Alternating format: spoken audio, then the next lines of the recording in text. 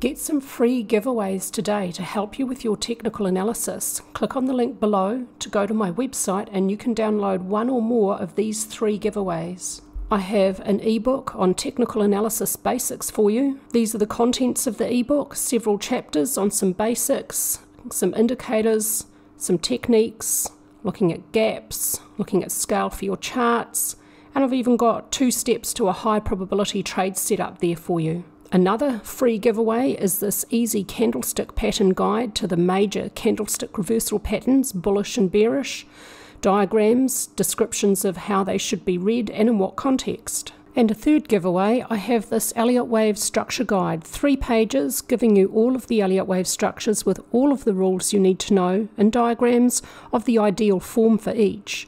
Motive structures on 1 page and all of the corrective structures on 2 pages. So click on the link below and get any one or all of these 3 giveaways for free. Happy Monday, everybody. I hope you all had a lovely weekend. I've had a fantastic weekend. I'm getting some nice surf here in France, so I'm really happy. Today, I want to take a step back and look at the big picture for Bitcoin because I expect that a few people are a bit concerned at how long it's been just going sideways. It's a couple of months now, and it's really testing our patience. So let's have a look and put this in context. This is the entire price history of Bitcoin.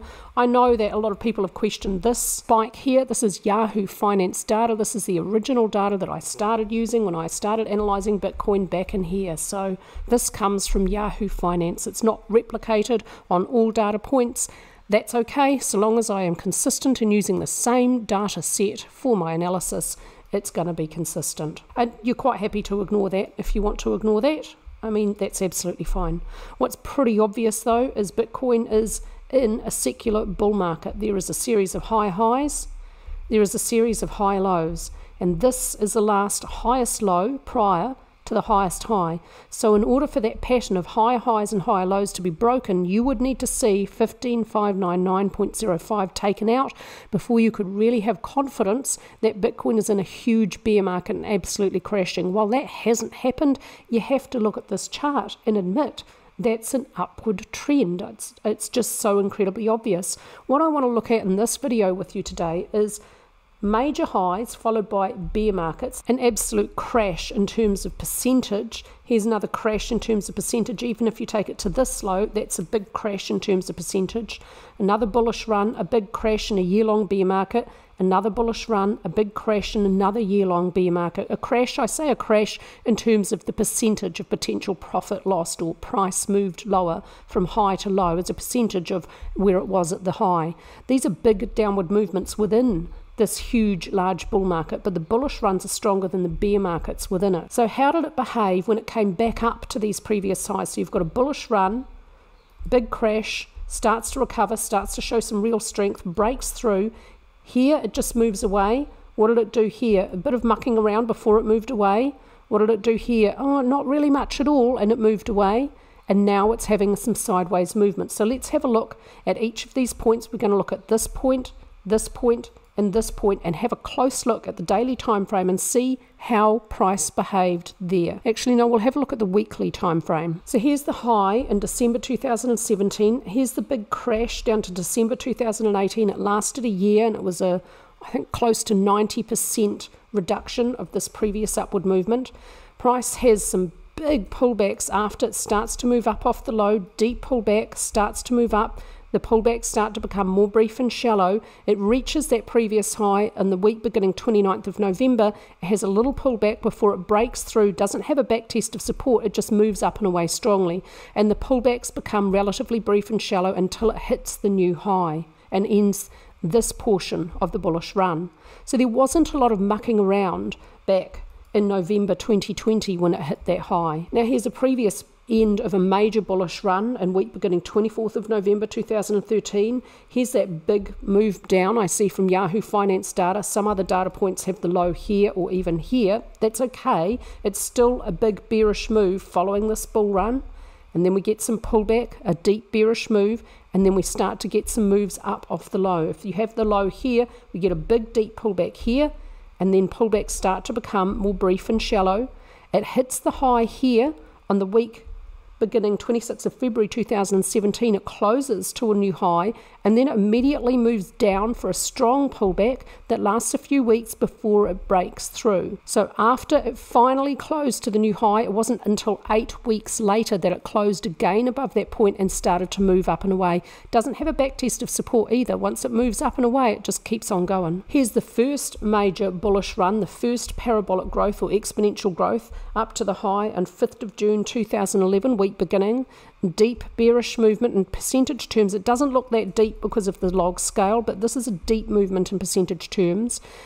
Reaches back up to this high on 17th of February 2013 and just moves straight on through. So the most mucking around it's done was this sideways movement. Let's look at that again at the monthly time frame. So this was the previous strongest mucking around or consolidation around about this important price point, and we had a red monthly candlestick, and the next month we had a lower wick.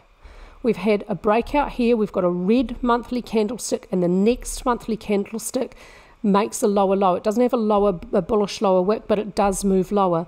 And now if we see a breakout sometime toward the end of June or early July, that would be a pretty reasonable, normal, same different to what happened back here in 2017. So what I'm trying to draw your attention to is this isn't a big problem. It doesn't mean that it can't move up to new highs and move up and away like it's done before.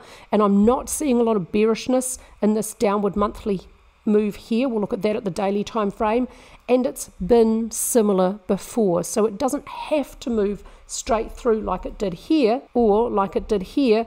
It can have some consolidation before it's able to move up and away. So putting this consolidation into context, it is really long lasting. We had the high here, a close to new highs on 13th of March 2024 on an upward session, and daily, weekly and monthly time frames, price closed to new all-time highs at all time frames with push from volume. That's a solid technical upward breakout at all time frames. You can have confidence in that.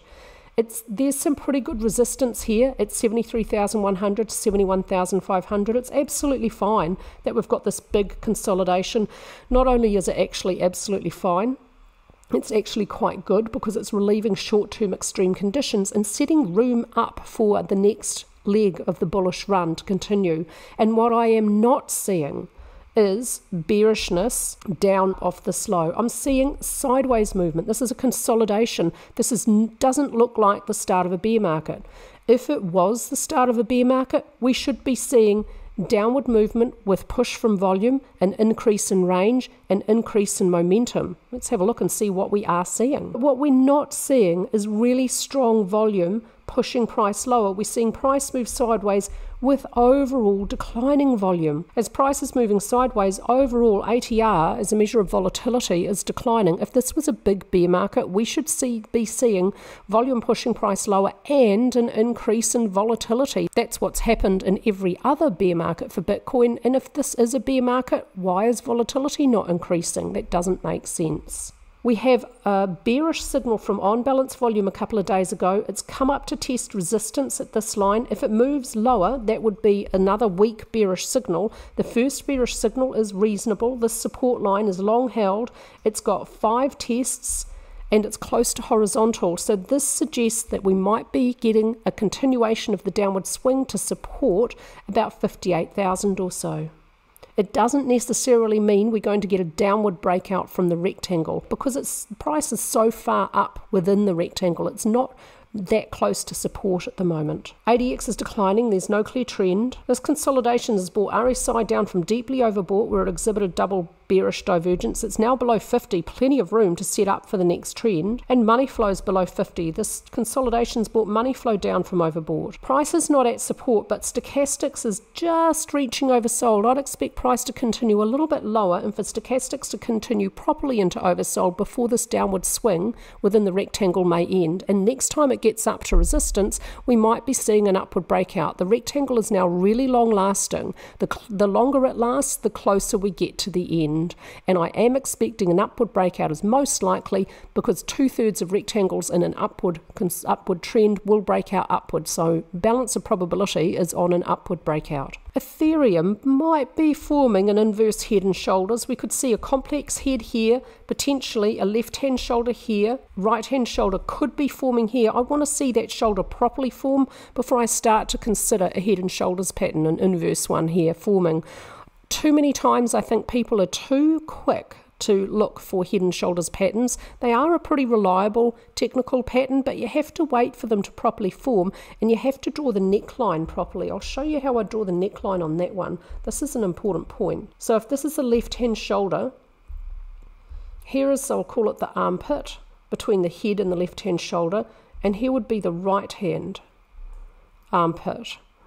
And the right-hand shoulder has to form, and then we have to see the neckline breached on a closing basis with an upward session closing above this, which should have push from volume for confidence.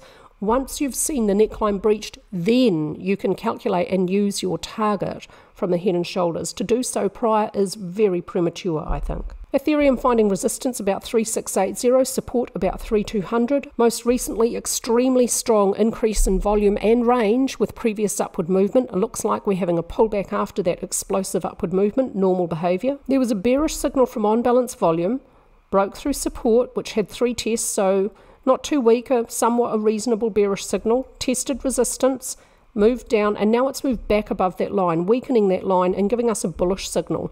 So we might not see too much more downward movement from Ethereum, and this is another little word of caution, and this could happen to that bearish signal we've got from on-balance volume for Bitcoin. If on-balance volume moves above the line that it's broken for Bitcoin a couple of days ago, then that negates that bearish signal. ADX is declining, there's no clear trend for Ethereum. Stochastics reached oversold, it's now moving higher. I'd expect within the consolidation an upward swing to resistance. We've got an important price point breached very, very recently for XRP. It's moved above 0.45079, giving some confidence that the low here for the 7th of June may very well be intact. That could be the end of a zigzag for Minute 2 because this scenario is invalidated.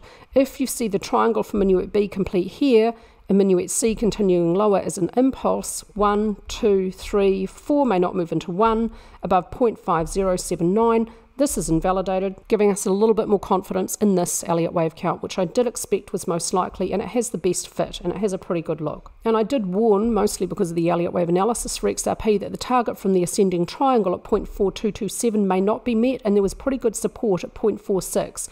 I don't think this target's going to be met. XRP is now moving up and away, but there's pretty strong resistance at 54.55 cents. It has to break through, and it's got quite a bit of work to do before it can break through there and move up and away. We had a false breakout here of that area, so I'm going to apply a 2 to 3 day away rule. I want to see a close above 55 cents, and then I want to see XRP move up with some strength for 2 or 3 days after that before I really have confidence that this area has finally been broken, and next resistance above would be 60 cents. Some increase in volume and range as price moves higher today. This is bullish for XRP, at least for the short term. There was the last signal from on-balance volume was bearish. We'll just adjust that support line. That bearishness has probably now been followed through and resolved. No new range, no new signal. ADX is more flat to slightly increasing. If it's flat, then there's no clear trend. By the time the current session's data point is taken into account, ADX is going to be declining. There will be no clear trend for XRP. With no clear trend and stochastics nearing oversold while price was at support recently, I'd expect overall a continuation of a choppy upward swing until price gets to resistance and stochastics reaches overbought. This is the remaining Elliott Wave count for Solana. My bullish Elliott Wave count was invalidated, and so I'm expecting a 5-wave motive structure labelled intermediate C to continue lower to reach at or below the end of A, so a new low at or below 119.38481. And my target for support is 117.436, and that would see C move beyond the end of A, avoiding a truncation. Truncations are very rare. If you come across Elliott Wave work online, or work calling itself Elliott Wave that has a bunch of truncations, move on, it's not worth it. Truncations aren't really very common, and they have to occur in the correct context of a very large trend skewing the end of the wave in the direction of the trend 1 degree higher in order for it to make sense. And most people who are doing truncations with their wave counts don't consider the correct context, and they're probably fitting the wave count to fit their bias rather than trying to get the right wave count. This wave count sees primary wave 4 continuing as a zigzag, intermediate A, B, C to continue the zigzag for primary wave 4, C to move at or beyond the end of A, and to complete the zigzag. So probably overall maybe another 1 or 2 weeks for more downward movement. It could end actually pretty quickly. Sometimes these downward moves end with sharp downward moves. So we could see a sharp downward spike and a bullish long lower wick develop. It could end more quickly than I'm thinking. That's possible. For Solana, it found resistance, broke through, back tested resistance, moving down away. Look for next support at 127 as fairly strong. Little bit of volume pushing price lower. For the short term, this supports the Elliott Wave count. A bearish signal from on-balance volume as it broke below support, back tested resistance, moved down and away. This bearish signal could support the Elliott Wave count as well. ADX is slightly increasing to flat.